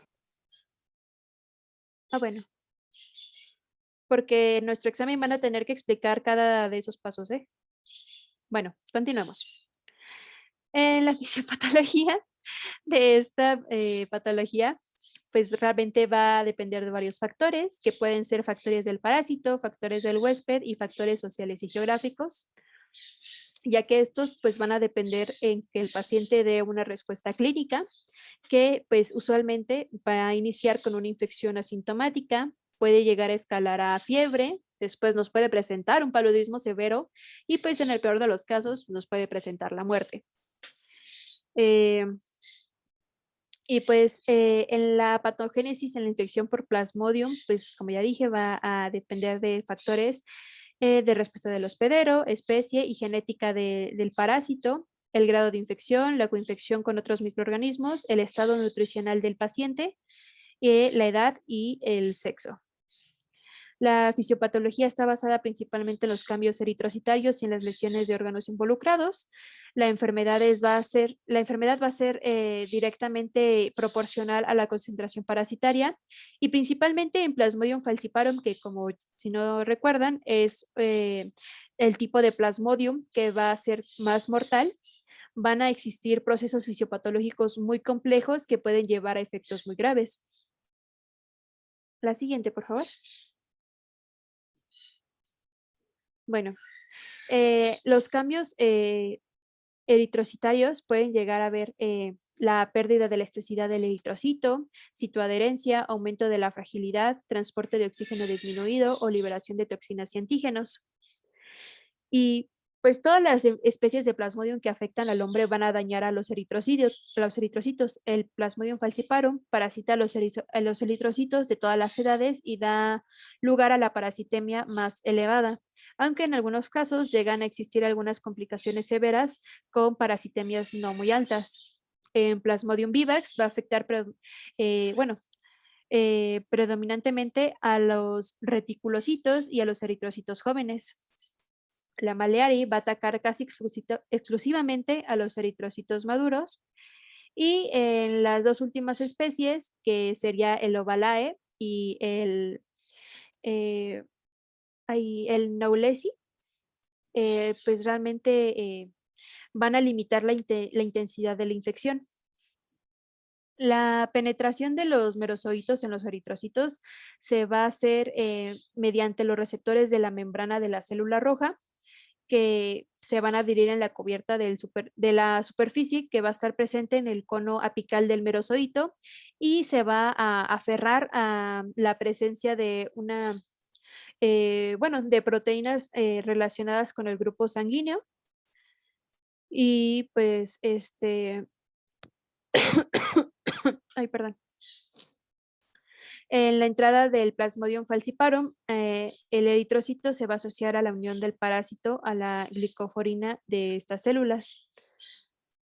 Y bueno, puede llegar a haber otras alteraciones como posteriores, por así decirlo, que no se van a dar en el mismo momento de la infección, que pues estas pueden llegar a provocar hemólisis, bloqueo capilar, vasodilatación, aumento de la permeabilidad capilar, defectos de la coagulación, alteraciones de los órganos, alteraciones en el hígado, cerebro, riñones y pulmones. Y pues bueno, como les dije, va a haber varios cambios de los eritrocitos y a su izquierda pueden ver una infección experimental por Plasmodium en un microscopio electrónico de barrido que va a mostrar una infección múltiple con deformación del eritrocito. La siguiente, por favor. Y bueno, ¿cuál va a ser el cuadro clínico de esta patología? Pues como ya supimos, el periodo de incubación de esta pues, infección va a ser de 7 a 14 días. Esta va a iniciar desde el periodo preeritrocitario hacia que está desarrollado ya en el hígado. Y pues va a iniciar con la picadura del mosquito y termina con la salida del parásito en la sangre. Y pues el cuadro clínico realmente se va a dividir en dos, en el paludismo no complicado y en el paludismo complicado. Cuando el paludismo, perdón, cuando el paludismo es no complicado, va a tener un paludismo con síntomas, pero no van a haber signos de severidad o evidencia de una disfunción de algún órgano. Algunos síntomas principales va a ser la fiebre, la cefalea, la astenia, la dinamia, algunas mialgias, artralgias. Es muy importante el dolor abdominal, ya que pues como vimos pueden llegar a ser sintomatología de que se está habiendo una disfunción de algún órgano blanco. Y el dolor torácico y escalofríos. La siguiente, por favor. El néter nos muestra, bueno, el néter de enfermedades infecciosas nos muestra una gráfica sobre presentación febril en esta patología dependiendo del tipo de Plasmodium. Y podemos ver que realmente el periodo febril puede llegar a permanecer durante 4 días. Incluso pues puede llegar a tener veces en las que, como en la diapositiva pasada dice, llega a ser muy irregular al inicio. Y pues el periodo febril va a tener una duración al inicio de 6 a 8 horas. Usualmente llega a tener un promedio de 38 grados centígrados y en el paciente va a existir una sudoración profusa. Posterior a 8 horas, pues puede que el paciente llegue a tener un periodo sintomático, pero eso va a depender de cada paciente. La siguiente, por favor. En el paludismo, no, atrás, por favor. Ahí está. En el paludismo complicado puede llegar a presentarse deterioro de la conciencia, convulsiones, dificultad respiratoria, shock, acidosis, anemia intensa, sangrado excesivo, hipoglucemia, ictericia, hemoglobinuria y falla renal. Y pues todo esto es porque en el paludismo complicado puede llegar a tener pues una afección en el paludismo cerebral. Esta pues va a tener una mortalidad del 15% al 25%, llega a ser más grave en los niños y esta pues puede presentarse usualmente como deterioro de la conciencia y convulsiones, pero también puede llegar a presentar un coma profundo, focalización o cuando el paciente pues llega a recuperarse, llega a tener secuelas neurológicas en aproximadamente el 10% de los casos. También pues puede presentar anemia intensa, que va a ser frecuente, sobre todo en los niños, insuficiencia respiratoria, que pues se va a deber al edema pulmonar no cardiológico. Este va a ser más frecuente en adultos y pues bueno, nos va a presentar como dificultad respiratoria y la ventilación mecánica puede ser esencial para poder llevar a estos pacientes adelante. La falla renal aguda igual va a ser frecuente en adultos y se va a deber a 2 mecanismos, que puede ser una hipoperfusión renal o a una necrosis tubular aguda. Y la hemodiálisis nos puede ser de mucha ayuda para que, de igual forma, tratar de sacar a los pacientes adelante. Y pues otros síntomas pueden ser la disfunción hepática, la ictericia, que ya mencionamos, la esplenomegalia, la hipoglucemia y la acidosis láctica. La que sigue, por favor. Y pues bueno, para realizar el diagnóstico nos vamos a basar realmente en 3 criterios. Uno de ellos va a ser el criterio clínico, que pues ya vimos todo el cuadro clínico que debería de tener, o bueno, que puede llegar a presentar el paciente, pero también tenemos que tener en cuenta que si el paciente ha tenido un episodio de paludismo en el último mes, si ha tenido fiebre actual o reciente en un periodo de una semana, si ha tenido paroxismos de escalofríos intensos o una sudoración profusa, si ha tenido cefaleas, si ha tenido síntomas gastrointestinales, si ha tenido mialgias, artralgias, náuseas, vómitos, anemia, esplenomegalia o evidencias de manifestaciones severas que ya vimos en la diapositiva pasada. También existen los criterios epidemiológicos, que estos van a ser si el paciente estuvo expuesto en los últimos 15 días a alguna zona de riesgo, si la persona vive en áreas de transmisión activa de la enfermedad, si pudiera que el paciente estuviera con un paludismo importado en caso de que tuviera que haber viajado por ocupación, por turismo o porque el mismo paciente se tuvo que haber desplazado. En caso de que viva en un nexo epidemiológico o que conviva con personas infectadas, que tuviera algún antecedente de hospitalización o transfusión sanguínea, y también un antecedente de medición antimalárica en las últimas 4 semanas. La que sigue, por favor.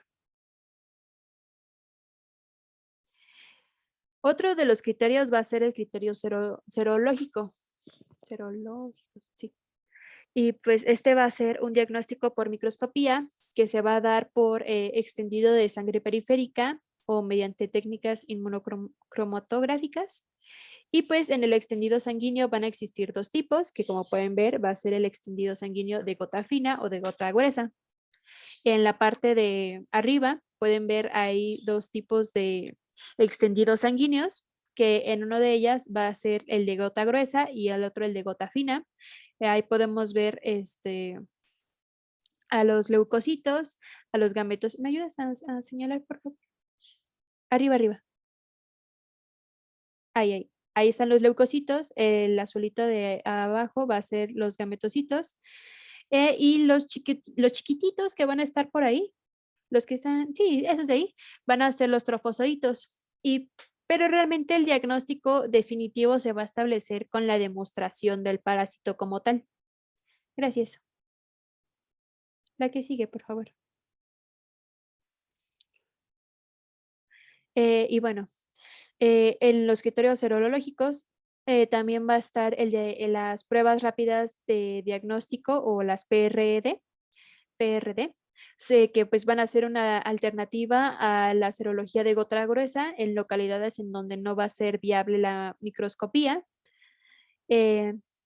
Y pues bueno, ¿cuál va a ser el diagnóstico diferencial? En caso de que el paciente tenga un paludismo no complicado, la sintomatología se puede llegar a confundir con dengue clásico, leptospirosis, fiebre amarilla, enfermedad de Chagas, riquetiosis, brucelosis y tuberculosis.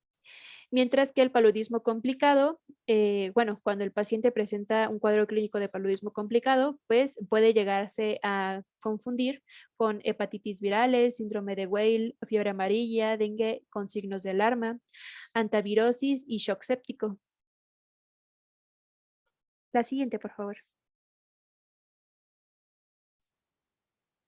Y bueno, el tratamiento que va a estar dado de acuerdo a la NOM 032, que realmente va a ser para la vigilancia epidemiológica, la promoción y la prevención y control de las enfermedades transmitidas por vectores.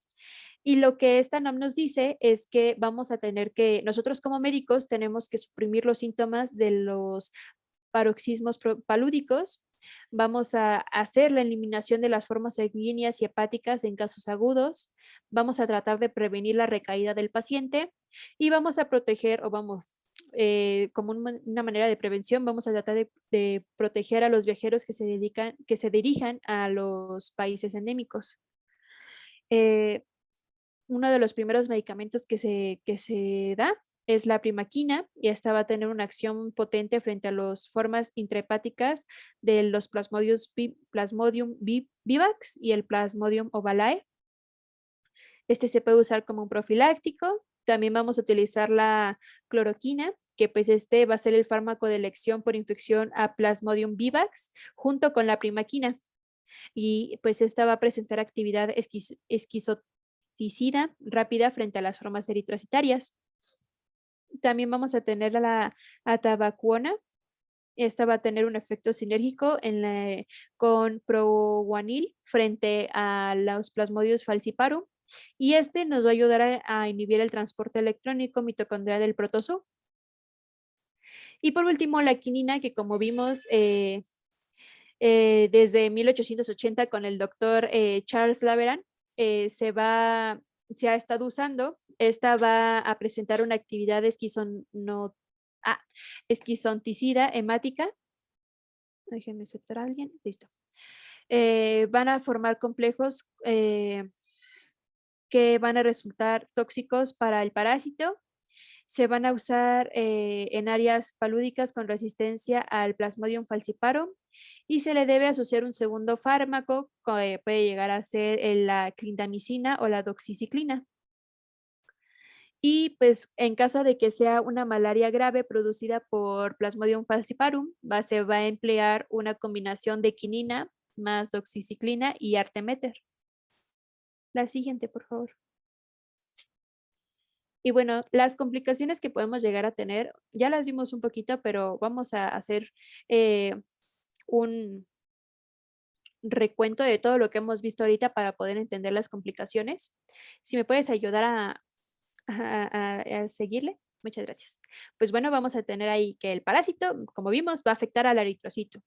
Y en el eritrocito va a tener diversos cambios que puede llegar a ser desde deformidad, adhesividad, transporte de oxígeno, fragilidad, puede llegar a presentar afección por toxinas y antígenos. Elige, bueno, el que tú quieras. Deformidad. Bueno, la deformidad nos va a llevar a los capilares bloqueados, que nos puede llevar a dos cosas: al daño hepático o la anoxia. En este caso nos vamos a ir hacia daño hepático, y nos puede presentar en el paciente ictericia e insuficiencia hepática y una albúmina baja. El daño hepático en la insuficiencia hepática nos puede, si en caso de que el paciente no se trate, pues nos puede llevar a complicaciones, a la muerte. En caso de que el daño hepático nos dé una albúmina baja, pues nos puede llegar a presentar un edema cerebral y por lo tanto la muerte. ¿Qué más? En los capilares bloqueados, que como ya vimos que se daba por deformidad, también se puede dar por una alta adhesividad. Esto nos puede llegar a provocar anoxia, que a su vez nos puede dar daño hepático o vasodilatación. La vasodilatación nos va a causar una hipotensión, y a su vez la hipotensión nos va a causar una necrosis tubular aguda, y eso nos va a provocar una insuficiencia renal aguda, que en caso de que se nos descontrole, pues nos va a provocar la muerte. Y pues bueno, son algunos ejemplos de cómo se puede llegar a ver pues las complicaciones como tal. Sí, para no tocar punto por punto. Pero pues espero que les sea un poquito más claro con esto, todas las complicaciones que puede llegar a presentar el paciente conforme a los cambios eritrocitarios. Y pues bueno, la siguiente, por favor. ¿Cómo se va a prevenir esta patología? Pues bueno, el gobierno de México, con respaldado en el Instituto Mexicano del Seguro Social, nos dice que se necesita insecticida y repelente en el caso de que tengamos que convivir en zonas de alto riesgo de estos mosquitos. En caso de que tu hogar presente pues mucha, ¿cómo decirlo? Presente muchos mosquitos, por así decirlo, pues si te es posible tratar de fumigar. Trata de utilizar ropa cubierta cuando vayas a estos lugares. El uso de mosquiteros es muy bueno. Y trata de eliminar las aguas estancadas o tratar de taparlas para que pues los mosquitos no se generen en esa parte. La siguiente, por favor. Y bueno, mis conclusiones del paludismo. Uno de los primeros objetivos era la definición y el contexto histórico. Entonces ya vimos que el paludismo es una enfermedad mortal causada por un parásito que se transmite por picadura de mosquito y su existencia se va a conocer desde las décadas de la conquista. El doctor Charles Laveran fue uno de los primeros que vio al mosquito, no, al Plasmodium como tal afectando a los eritrocitos. Supimos que gracias a la campaña de erradicación nacional del paludismo, los casos de infección bajaron. Supimos que realmente se da por el mosquito de tipo Anopheles hembra y se va a transmitir con su picadura. El agente Plasmodium va a tener diversos tipos pues sí, va a tener diversos tipos, pero solamente 5 van a afectar al humano. ¿Alguien se acuerda cuántos tipos tenía en total?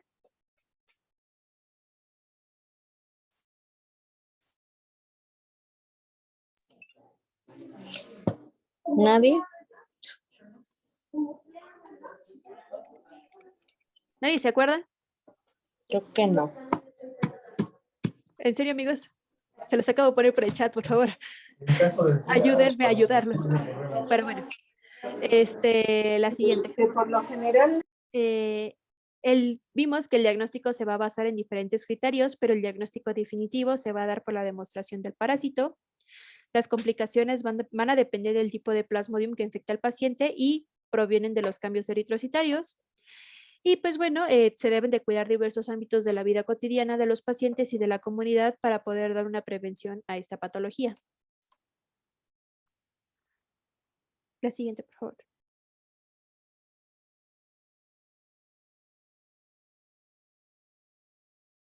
Bueno, nuestras conclusiones generales de toda la presentación.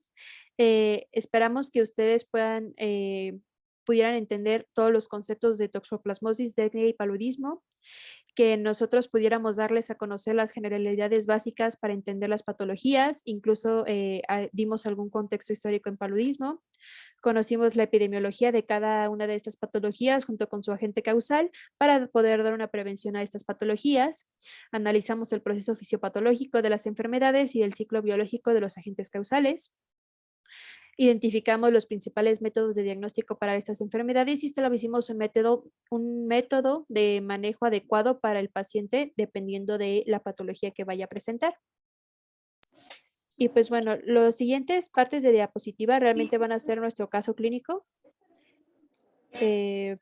La siguiente, por favor. Ahí les dejamos un pequeño resumen, unos laboratorios. Esto va a ser pues imágenes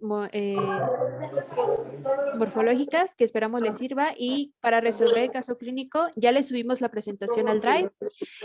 Ahí pueden copiar y pegar el link o en caso de que ustedes quieran pueden escanear el código QR y los va a redireccionar directamente al formulario. Y por último les dejamos nuestra bibliografía. Muchas gracias. Ok, muy bien, Aura. Gracias. Muy bien todo el equipo. ¿Dudas? ¿No? Van a poder contestar bien su caso clínico.